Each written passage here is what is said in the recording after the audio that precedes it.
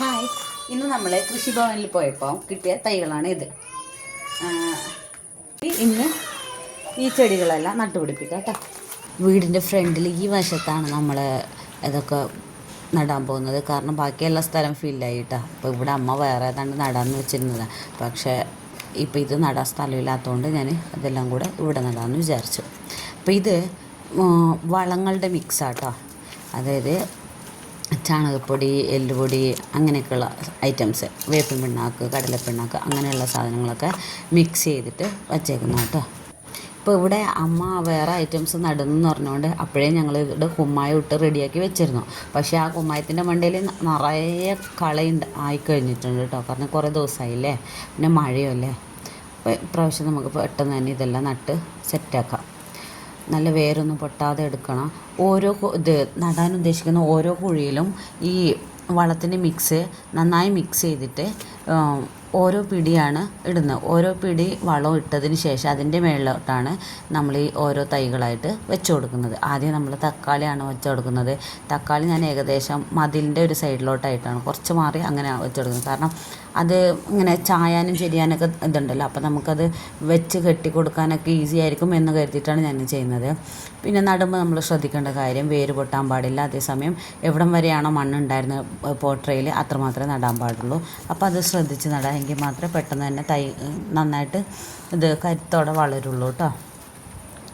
അങ്ങനെ നമ്മൾ തക്കാളികളെല്ലാം നട്ട് കഴിഞ്ഞിട്ട് ഇത് നമ്മുടെ മുളക് തൈ, ഇത് ഞാൻ പറഞ്ഞില്ലേ അമ്പിയേച്ചി തന്ന മുളക് തൈ, കുറേ തൈ തന്നായിരുന്നു. അതിലുള്ളൊരു മുളകാണ് ഇത്. നിറയെ കായ്ക്കും. അതിൻ്റെ മുളക് നിറഞ്ഞ് തൂങ്ങി അത് ഇങ്ങനെ ചെരിഞ്ഞേക്കുക ആ മുളക് തൈ.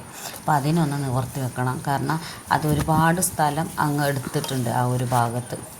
കാരണം ഇങ്ങനെ വിരിഞ്ഞുണ്ടാവും, നിറയെ ഉണ്ടാവും. അത് കണ്ടില്ലേ, നിറച്ചുണ്ടായിട്ടുണ്ടത്. അങ്ങനെ അതിനൊന്നൊരു വിധം സൈഡാക്കിയിട്ട് നമ്മൾ ബാക്കിയുള്ള വെണ്ട തൈ കൂടി അതിൻ്റെ ഒരു സൈഡിൽ കൂടെ ആയിട്ട് നടാൻ തുടങ്ങി. കാരണം വെച്ചാൽ നമുക്ക് സ്ഥലം കുറച്ചേ ഉള്ളൂ. അപ്പോൾ ഓരോ സ്ഥലം ഭയങ്കര ഇമ്പോർട്ടൻ്റ് ആണ്. കാരണം അത് ഒരുപാട് സ്ഥലം ഉണ്ടെങ്കിൽ നമുക്ക് നടന്ന് പോകാനുള്ള ഗ്യാപ്പൊക്കെ വെച്ച് അങ്ങനെ ചെയ്യാം. ഇതിപ്പോൾ ജസ്റ്റ് എനിക്കൊന്ന് അതിൽ പാസ് ചെയ്യാനുള്ള ഗ്യാപ്പേ വെക്കാൻ പറ്റൂ. കാരണം കൂടുതൽ ഗ്യാപ്പ് വെച്ച് കഴിഞ്ഞാൽ നമുക്ക് സാധനങ്ങൾ നടാനുള്ള സ്പേസ് ഇല്ല.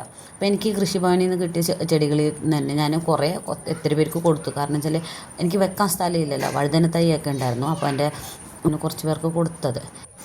വെണ്ടത്തൈയും അങ്ങനെ തന്നെയാണ് നടുന്നത്. ഓരോ പിടി ഇത് വളത്തിൻ്റെ മിക്സ് വയ്ക്കുക, പിന്നെ തൈ വയ്ക്കുക, അങ്ങനെയാണ് നട്ടിരിക്കുന്നത്. വെണ്ടത്തൈക്കൊരു 3-4 ഇല പ്രായം ആയതുള്ളൂ. കൃഷിഭവനിൽ നിന്ന് കിട്ടിയിട്ടും ഞാൻ 2 ദിവസം ഇവിടെ വെക്കേണ്ട വന്നു. കാരണം എനിക്ക് അന്ന് തന്നെ അത് നടാൻ പറ്റിയില്ല. തക്കാളി തൈ കുറച്ചൊക്കെ അപ്പുറം ഭാഗത്ത് നട്ടായിരുന്നു. പക്ഷേ അപ്പോഴത്തേനും ഞാൻ വീഡിയോ എടുക്കുന്നത് കണ്ടിട്ട് അപ്പുറത്തെ വീട്ടിലെ കുട്ടികളാണ് കേട്ടോ, അവരെല്ലാവരും കൂടെ ഒരുമിച്ച് വന്ന് എന്താ ഏതാണെന്നൊക്കെ ചോദിച്ചാൽ അവർക്ക് പൂക്കൾ വേണമെന്ന്. പൂവെന്ന് വെച്ചാൽ അങ്ങനെയൊന്നുമില്ല, അവർക്ക് കളർ പറഞ്ഞാൽ എന്നോട് ചോദിക്കാം, എനിക്ക് വെളുത്ത കളർ പൂവിൻ്റെ തൈ തരുമോ, എനിക്ക് മഞ്ഞ കളർ പൂവിൻ്റെ തൈ തരുമോ എന്നൊക്കെ ചോദിച്ചിട്ട്. ഒന്നുമില്ല, ക്രിസാന്തത്തിൻ്റെയും പിന്നെ നിത്യ പുഷ്പമില്ലേ അതിൻ്റെയൊക്കെയാണ് അവർ ചോദിച്ചത്. അപ്പോൾ അതെൻ്റെ കയ്യിൽ ഇഷ്ടം പോലെ ഉണ്ടായിരുന്നത് കൊണ്ട് അവർക്ക് ആവശ്യമുള്ളത് ഞാൻ കൊടുത്തു. എന്തോ നട്ടോ ഇല്ലയോ ഒന്നും അറിയില്ല. പക്ഷേ ഞാനിവിടെ ഓരോന്നും നടുന്ന കാണുമ്പോഴും ഈ പിക്കിരികൾ വന്ന് നോക്കൂ കേട്ടോ. അപ്പോൾ ഇടയ്ക്കിടയ്ക്ക് ചേച്ചി എന്നൊരു വിളിയും വരും. അങ്ങനെ അത് കഴിഞ്ഞപ്പോൾ ഇതൊക്കെ ഒരുപാട് ഡൗട്ട്സാണ് അവർക്ക്. എന്താ ചെയ്യുന്നത്, ഞങ്ങളെ കാണുമോ അങ്ങനെയൊക്കെ. അപ്പോൾ ഞാൻ കാണുമെന്ന് പറഞ്ഞപ്പോൾ അതേ പോസ് ചെയ്യുന്നത്, നോക്കണേ ചിരിക്കണേന്ന് പറഞ്ഞിങ്ങനെ നിന്നു. അത് കഴിഞ്ഞ് നമുക്ക് കുറച്ച് പരിപാടികളോടെ ഉണ്ടായിരുന്നു. എന്നുവെച്ചാൽ ഓരോ തൈകൾ ചാഞ്ഞും ചെരിഞ്ഞും ഒക്കെ ഇങ്ങനെ ഇതൊക്കെ ഉണ്ട്, അതൊക്കെ ശരിയാക്കി. ചെടികൾ ചോദിച്ചു വരുന്നു. ഒരാളെ നമ്മൾ നിരാശരാക്കാറില്ല കേട്ടോ, മാക്സിമം കൊടുത്ത് തന്നെ വയ്ക്കും. അപ്പോൾ ഇന്നത്രയേ ഉള്ളൂ. ബൈ.